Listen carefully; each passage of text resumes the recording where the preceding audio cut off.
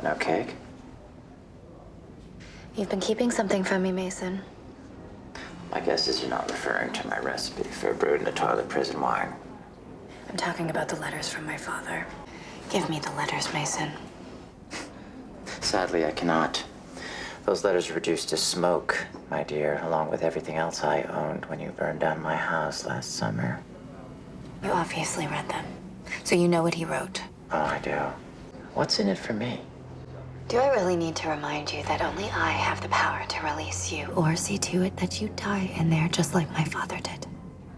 Tell me what he wrote. He was worried about you being in some kind of Dickensian foster home because he had witnessed firsthand the anguish of another parent who surrendered her firstborn son to just such a facility many years ago. A very lonely, very frightened 16-year-old girl who would mature into someone with whom he was very close after your mother left you. Victoria, she has another son.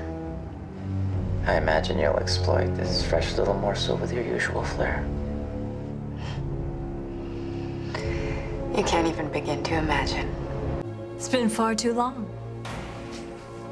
What a surprise, albeit an honor, to receive a visit from the Queen herself.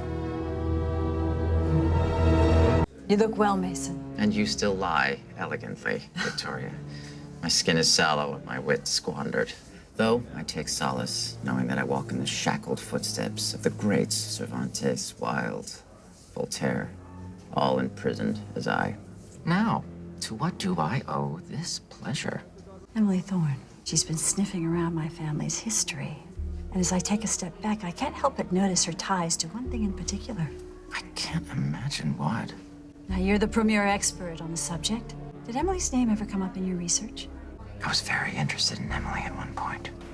If you think I'm going to spill my secrets for nothing, your hubris is as offensive as my former cellmate's grooming habits. What would our visit be without a hint of the mercenary?